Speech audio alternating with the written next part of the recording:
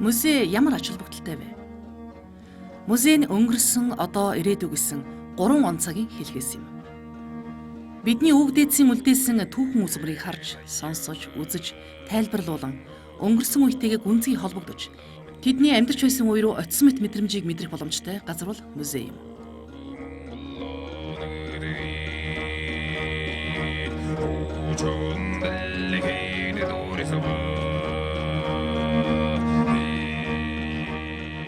Билгийг хөгжүүлэн бадруулах чимээх богд хааны ногоон ордонго 1893-аас 1903 онд 8 дугаар богд Жавзан дам хотгодод зориулан барьсан түүхтэй.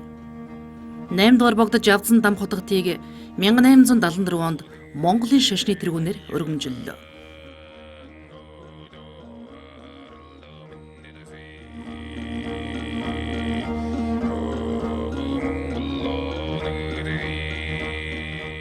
Тэрээр төвд Монгол өвчхөөс гадна шашны гүн ухаан, зан үйлдэл шамдан суралцаж, зэгсэн сайн боловсрол эзэмшжээ. Богд төрөлхийн мэрэгэн ухаантай, чин шударгуу зүтгэлтэй тул бага залуу наснаас монголчуудын итгэл хүндлийг хүлээж байжээ. Мөн соёл боловсролыг хөгүүлэн дэмжихийн зэрэгцээ шинжлэх ухааны дэвшилтэт техник технологийн шинэ бүтээлүүдийг элтэд сонирхон таашаадаг дэвшилтэт үзэлтэй хүн байлаа. Богд бусдыг өөртөө датах онцгой авьяас бэлэгтэй хүн байсан ба энэ шинж байдал түүхэн цаг үеийн тохиолоор урд урдын дөрүүдээсээ ихээхэн өвөрмөц намтартай хүн юм. 1893 онд 8 дугаар богд Жавзан дам 25 нас өдөр зоглохын үест түүнд зориулсан томоохон бүтээн байгуулалтын ажил өргөнөж богдын ногоон ордон, өвлийн ордон баригдсны сацуу, хайстайн лаврын химээх зуны ордон хайластын амнаас нүүлгэн туулгалын савд төвлөрүүлэн өргөтгсөн юм. Энэ үед ногоон ордны дотор богдын номын сан, мөн ордны зэрэгэлдээ норивлон сүм химээх амьтны хүрээлэн байгуулсан явдал нь соён гэгэрлийн томоохон дэвшилт байлаа.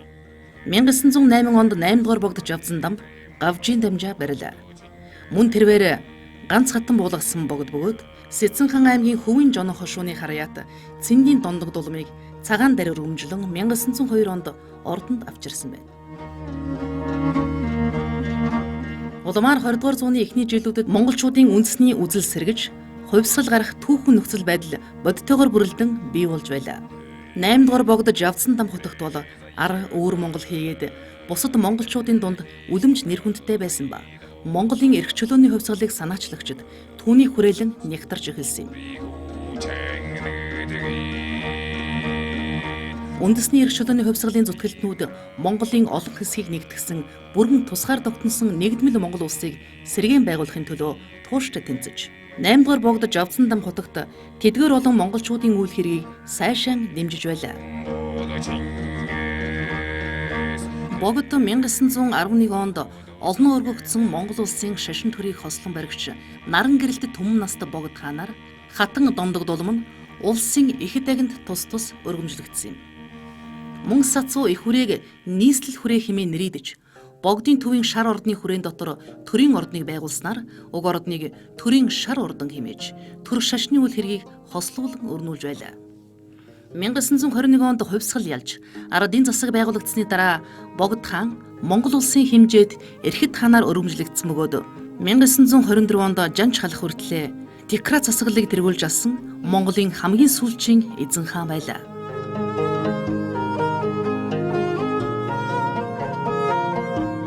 Монгол улсын сүүлчийн эзэн хаан 8 дугаар богд Жавзан дам хотгодын 4 ордны тухай. 20 дугаар зууны ихэр хүрээнд 4 ордонтой байснаас гадна түүний харьяалалд баруун, зүүн хүрээ 30 аймаг тэргүүтээ сүм хийд үйл ажиллагаа явуулж байлаа. Төрийн шар ордон. Анх 4 дугаар богд Жавзан дам хотогт 1806 онд Дэчин галав хийдийг хүрээний төвд байгуулснаар шар ордны үүсэл тавигдсан түүхтэй. 1905 оны хүртэл үе үеийн богдууд тухайн ордонд үйлждэг байсан төдийгүй дөрвөн улирлын турш тогтмол үйл ажиллагаа явуулдаг шашны гол төв орд байжээ. Хожимо 1911 онд 8 дугаар богдын төрийн ордныг шар ордны хүрээнд дотор байгуулснаар төрийн шар орд хэмээх болсон. 1924 онд богд хаан таалал жанж халсны дараа төрийн ордныг татан буулгаж 1937-оос 1938 оны үед битүүмжлэн бүрмөсөн үгүй болгожээ. Цагаан ордон 1840 онд 5 дугаар богдод Жавзан дам хотогт туулгалын сав газар өндгөн сүргийн бэлчээр нутагт үдсгэлэнтэй сайхан зуны сүмөрд цогцлоож уг ордон цагаан хүрээтэй хийгээд дотор барилгууд нь цагаан өнгө зөнхөлдөг ба олон мөргөлчөд судар ном барин эргэж мөрөгдөг байсан тул эргэдэг цагаан сүм хэмээн нэрийддэг байжээ. Цагаан ордон 1938 оны үед хаагдаж үгүй болсон. Хүрэн ордон 8 дугаар богдод Жавзан дам хотогтын үед 19 дугаар зууны эцэс 20 дугаар зууны ихэнх үед туулгалын сав газар өндгөн сүргийн бэлчээр нутагт байгуулагдсан зуны ордон. Эрдмийн далай баян сүм буюу ард олны дунд хайстан леврэн, хайластан ордон гэх зэрэгээр нэрлэгддэг байсан уг ордон Богд хааныг таал төгсөх үеийг хүртэл ихээхэн өргөжин тэлсээр байсан аж. Богд хаан 1924 онд таал төгснөөр уг ордныг тухайн үеийн намын дээд сургуулийн харьяанд шилжүүлсэн бөгөөд ихэнх барилгууд нь үгүй болжээ.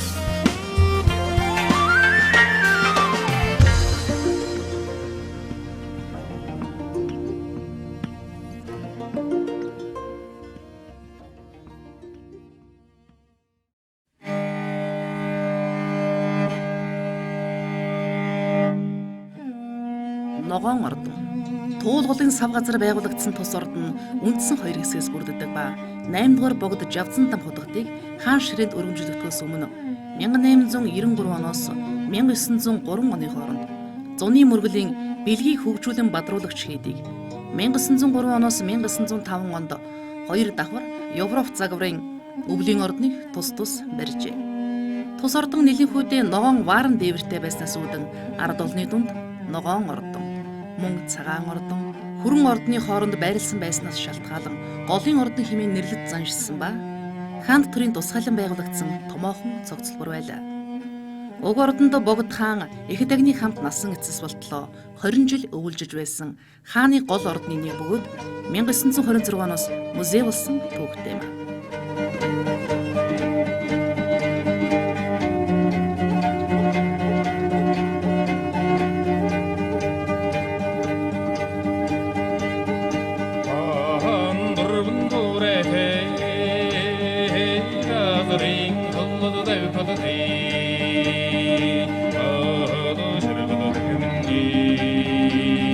Ногоон ордон музей болгосон.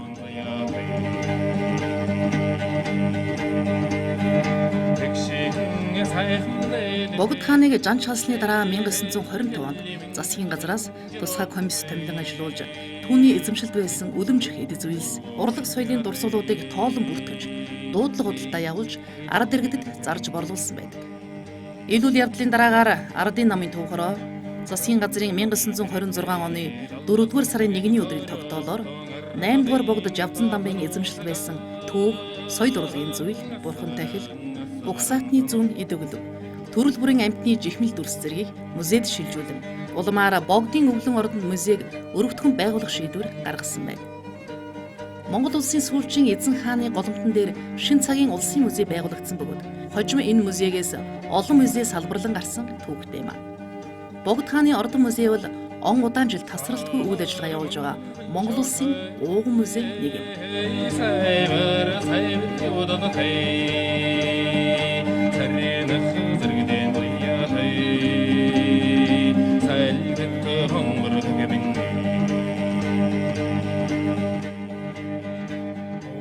Бэлгийн хөгжүүлэн бадруулагч Шар Пэлжэлийн нэртэй цогцлборыг 1893-аас 1903 оны хооронд Монголын шарын шашны тэргүүн 8 дугаар богд Жавзан дамбад зориулан барьжээ.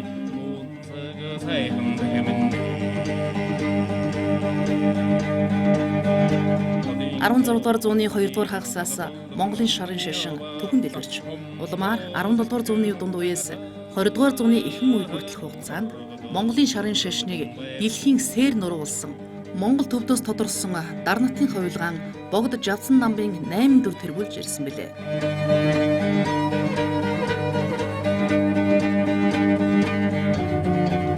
Дар нутгийн хувилгааны 23 дахь дүр болох 8 дугаар богд Жавсан дам Агван лувсан Чойжин Яман 1869 онд Лахас хотод төрсөн.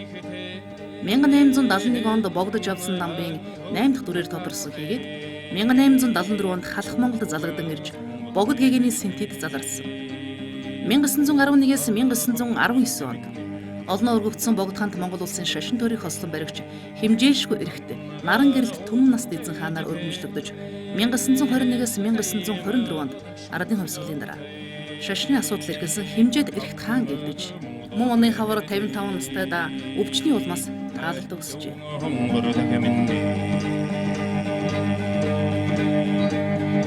1926 онд ардын намын төв хороо засгийн газар улсын музейг догчуулах товчоог байгуулсан бөгөөд 1926 оны 4 сарын 1-ний өдрийн тогтоолоор богд хааны эзэмшилд байсан түүх, соёл урлагийн ховор сонин зүйлийг музейд шилжүүлэн авчээ.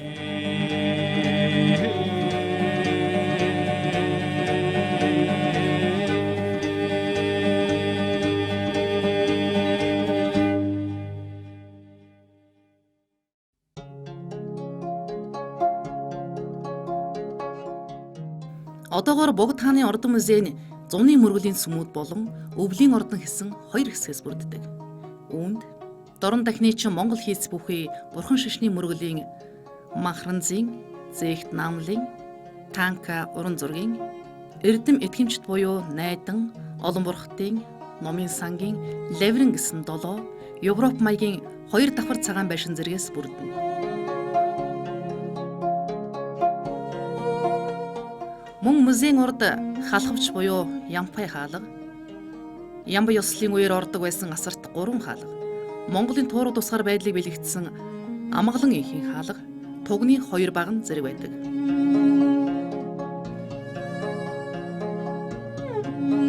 Манай музейд 17-оос 20 дугаар зууны ихэнх үеийн Монголын хаант төр, шашны түүх, соёл урлагийн давтагдашгүй хосгүй үнэт дурсгалууд, тухайн үед амьдарч асан нэр дурчууд, дархчууд, анх дугаар богд өндөр гэгээн зан базар, түүний сургаалаар урлаж бүтээсэн цутгамл бурхад, торгон зураг, шороон будаг, цаасан шумал болон 8 дугаар богд Жавсан дам, хатан дондог дулмын эдэлж хэрглэж байсан эдлэл болон өмсөж байсан дээл хувцас тэргүүтэн болоод гадаад дотоодын зочид төлөөлөгчдийн өргөл барьц, бэлэг дурсгал, худалдаж авсан эд зүйлсээс дээжлэн та бүхэндээ дэлгэн харуулж сануулan таниулж байдаг үлээ. Мөн үзмэр үзүүлэгт бэлгэн байгаагаас ангид музейн сан хөмрөгт хадгалж байгаа болно.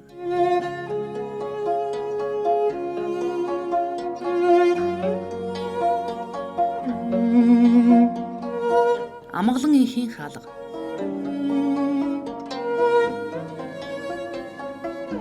Манжин эрхшил ноёрхлыг эсэргүүцсэн монголчуудын эрх чөлөөний тэмцэл 1911 оны сүүлээр ялалтаар төгсөж 8 дугаар богдож явсан дамбыг олноо өргөгдсөн богд хаант Монгол улсын шашин төрийн хослон баригч хэмжээлшгүй эзэн хаанаар өргөмжилсэн. Энэхүү түүхэн үйл явц зориулж 1912-оос 1919 онд Амгалан инхийн хаалгыг бариулжээ. Хаалганы зураг төслийг уран барилгач, зөрөгт цолтой Баажав тэргүүтэй Санжид Тижанар зохиожээ. Хаалгыг бариулахад ард түмнээс 280 мянган лан мөнгө буюу 175 кг-тай тэнцэх хураамжийг өргөл барьц хандиваар бүрдүүлж, өвөрмөц зохиомжтой 108 төрлийн онс сүлжээ, ухсрах арга ухаан ашиглан нэг ч хадаас оруулалгүй бүтээн босгосон нүүдэлчин монголчуудын уран барилгын онцлогийг харуулсан хосгүй үнэт дурсгал юм.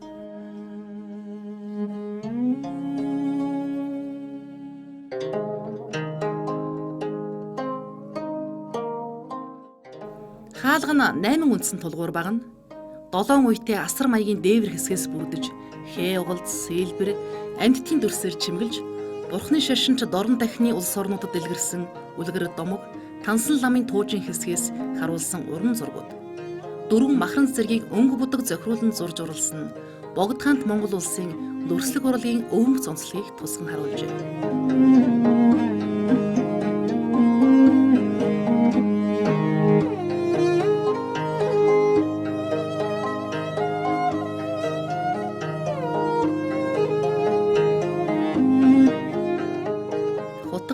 байгалийн цуглуулга.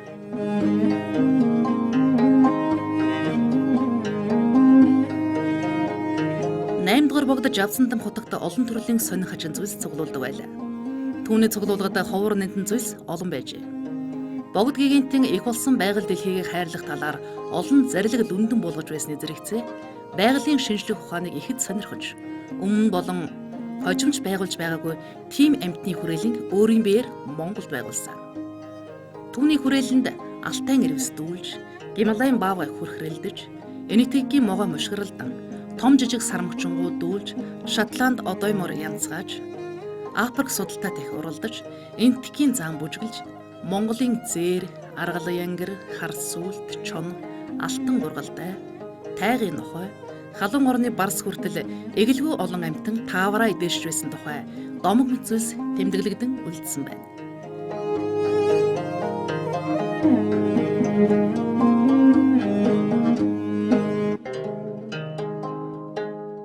(1911-с 1912 оны орчимд гадаад хэргийн яамны сайд Чин Ван хандурж тэргүүтээ улс төрийн хүмүүс Орос руу ажиллахаар явх үедээ богдод 22 мянган рублээр жижигхэн бор зан худалдан авчээ. Заан Монголд ирэх гэж 8 сар гаруй хугацаанд аялсан бөгөөд хяактад өвөлжүүлж байсан мэдээ бий.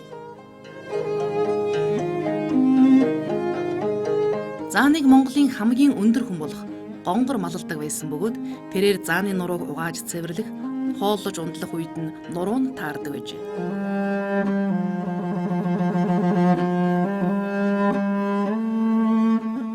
Мөн хааны цуглуулганд 1901 онд Германы Гамбург хотод захиалан хэлгэсэн олон амьтдын чихмэл бий. Энэ нь Монголд бий болсон анхны байгалийн төрөлжсөн цуглуулга байж болох юм. Ил цуглуулгад өмнөд хойд Америк, Африк, зүүн өмнөд Аз, Антарктик тивийн далайн амьтад шувууд багтсан 200 гаруй амьтан бий. Шуудын дотор Папуа Шинэ Гинений улсын үндэсний бахархалд Диважингийн шувуу байгаа нь сонирхолтой. 2016-аас 2017 онд Монгол улсын засгийн газар боловсрол соёл шинжлэх ухаан спортын яам, гадаад хэргийн яамны дэмжлэгтэйгээр холбооны бүгд найрамдах Герман улсын Горльцхотын, Зекенбергийн байгалийн түүхийн музейн чихмэлч Маргит Диана, Монгол улсын их сургуулийн биологийн тэнхимийн багш доктор профессор Гомбатар, түүний шавнар, соёлын үеийн үндэсний төв, байгалийн түүхийн музей, Дорногов аймгийн музей мэргэжилтнүүд хамтран хааны цуглуулга дах далгаруу чихмэлийг сэргээн засварласан байна.